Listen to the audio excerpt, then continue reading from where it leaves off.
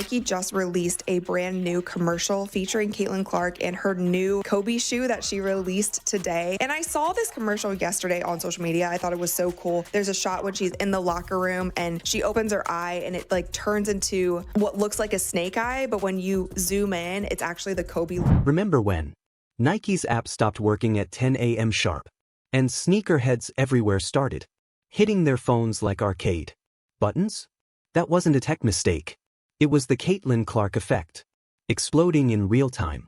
13,000 pairs of a Kobe logoed player edition disappeared in 60 seconds, turning checkout screens into dead ends and resale sites into crazy betting machines.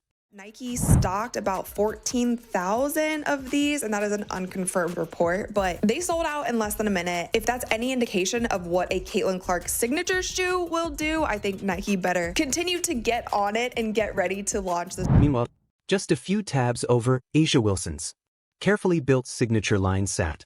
They're like a kindly forgotten RSVP. Welcome to the biggest company. Change of direction the swoosh has made in decades. And the drama is more exciting than it. Summer blockbuster.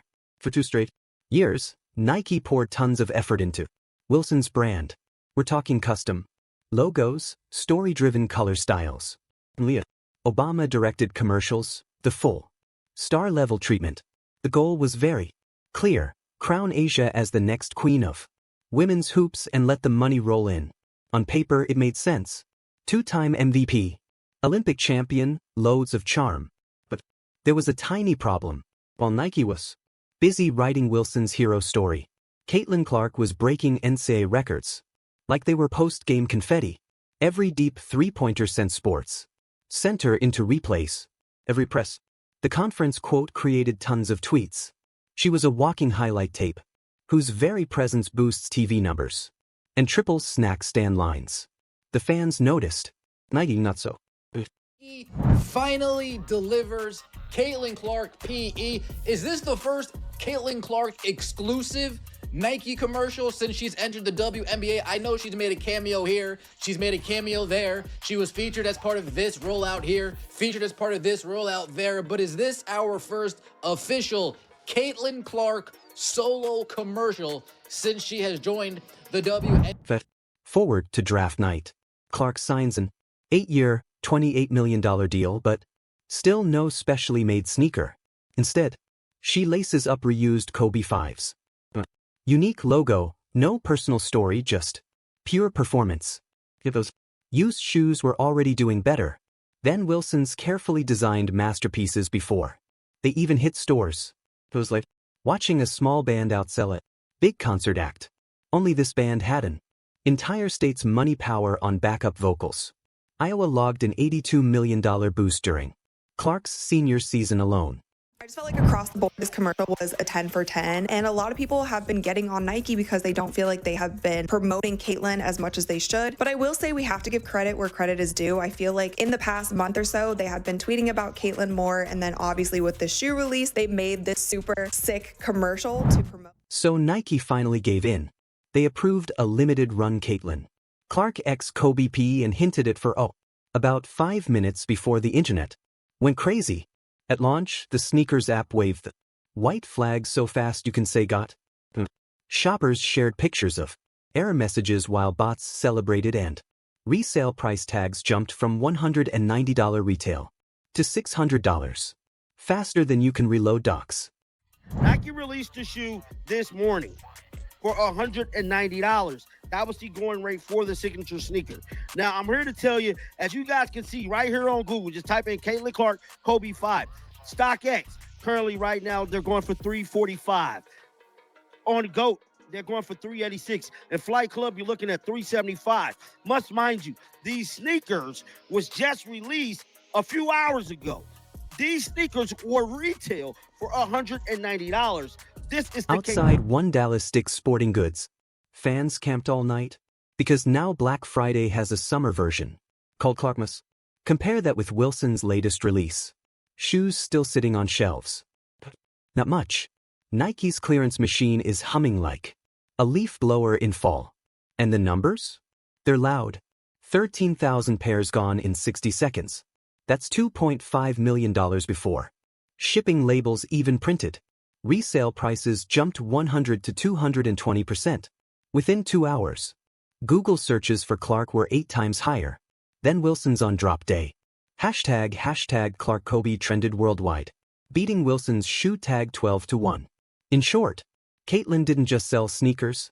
She rewrote the rules of online hype. Let's be real. Wilson is a legend.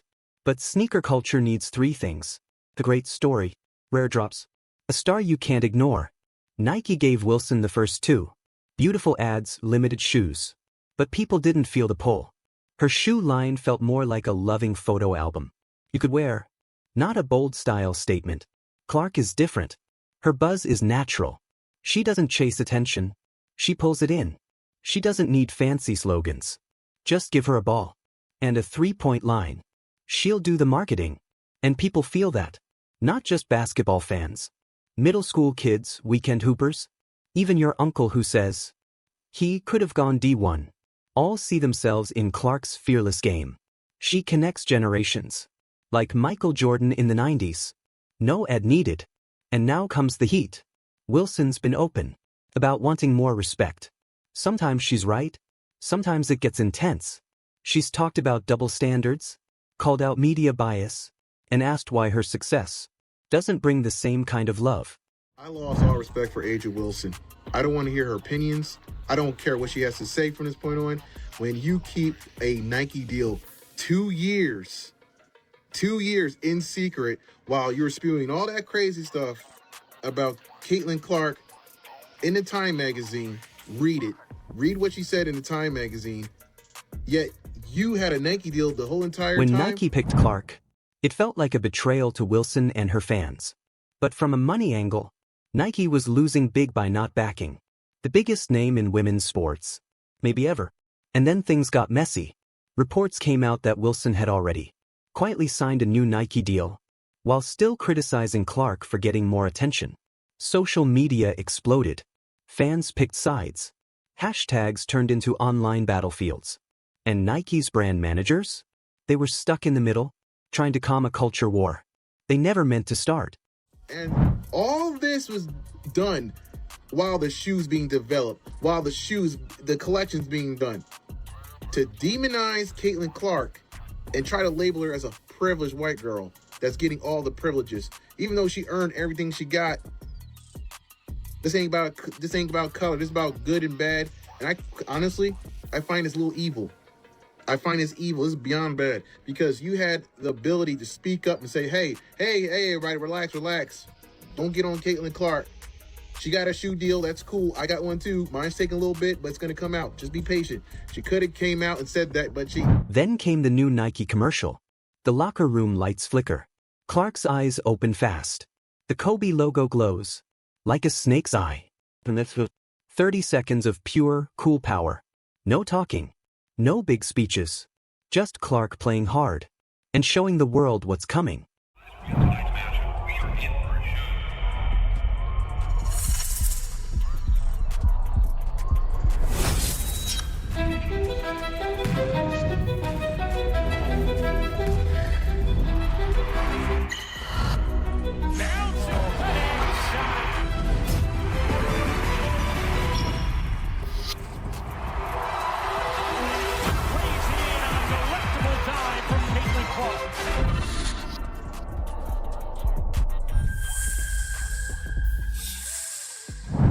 The ad got millions of views overnight.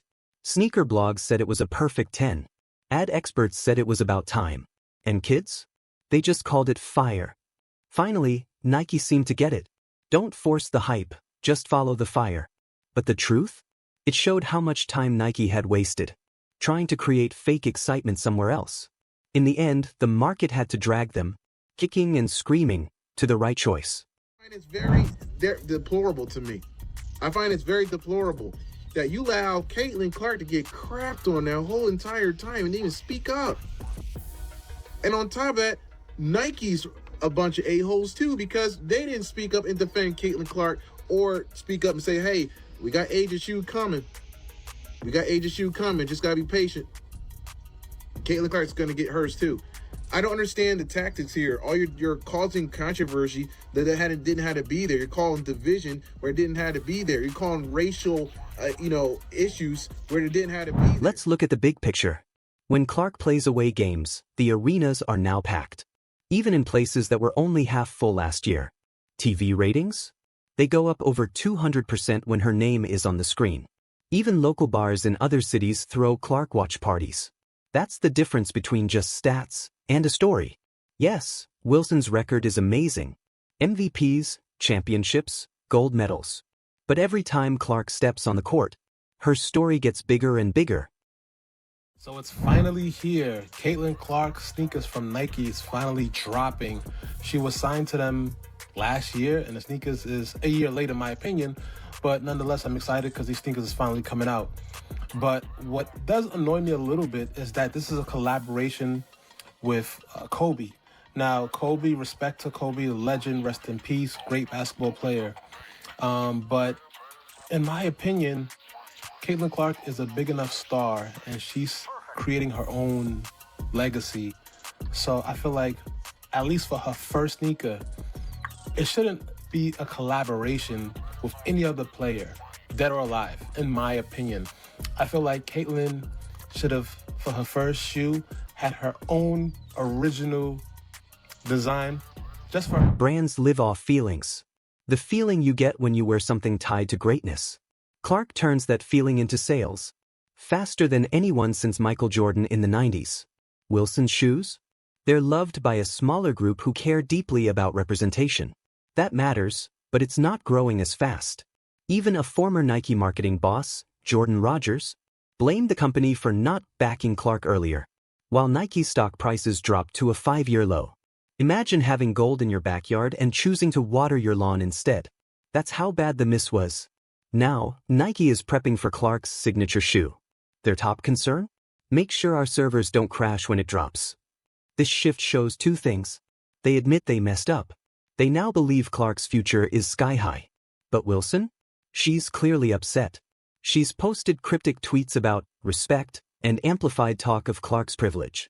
Many saw it as bitterness, and Nike got blamed for not stepping in to calm things down. If they had simply said, "Don't worry, both athletes have signature shoes coming," this drama could have been avoided. But they said nothing, and people filled the silence with anger and debate. So what happens to Wilson's shoe line? It'll still sell to Aces fans, collectors, and those who support her cause. But the mainstream audience has already picked Clark. Wilson's best move now? Be herself. Focus on what makes her great, her defense, leadership, and charisma. That unique lane is her strength, not trying to copy Clark's. Because in the end, people can tell what's real. You can test 1,000 marketing tricks, but if the athlete doesn't feel authentic, the public knows. And remember, one limited release that crashes the internet will always beat 6 boring ones with unlimited stock. Conversation beats campaign. Clark's brand grows every time a kid acts out. Her logo 3 in the driveway. You can't plan that. Be early, not perfect. Nike waited for the perfect rollout and nearly missed the wildfire. It matters more than smoothing out edges in viral age. Insiders say that Nike's already rushing Clark's first true signature line. Custom logo, women's specific fit. The piece sold out in a moment, picture. Holiday season madness when Clark 1 lands. In full family sizing. Expect bigger production runs. Read at least 100 to 150K pairs, but still enough rarity to keep eBay resellers hungry. International releases will follow. Asia and Europe. Love Kobe retros and Clark's tie-in. Brings them modern meaning. Wilson's upcoming colorways will test whether story changes can spark demand. Expect community-driven events, maybe WNBA-themed mini-stores, and partnerships with social impact groups. Good moves, but uphill climbs against Clark's mainstream wind. Caitlin Clark didn't just sell a shoe. She started a paradigm shift. She showed the gap between fake marketing and real magnetism. She reminded boardrooms that buyers, not committees, choose superstars. And she proved that sometimes the best ad is simply letting greatness speaks for itself. Nike finally joined in, but only after the crowd was already cheering. Now the question is whether they'll keep up with the song they silenced for far too long or slip back into corporate deafness while another brand grabs the moment. One thing's certain, the next time Clark ties her laces, the world will refresh its browsers in unison. And if you're on A.A. Wilson's side of the fence, the mission is clear. Turn the noise into fuel, rewrite the guide, and remind everyone why your name once sat at the top of those same plan decks. Because in the end, boxes of shoes don't care about feelings, hashtags, or press releases. They care about flight. Now, Caitlin Clark is airborne. Everyone else is racing to jump on before the height gets out of reach. You're here for the rise. Hit that subscribe, tap the bell, and drop a basketball in the comments so the algorithm knows who really runs the. Catch you in the next one.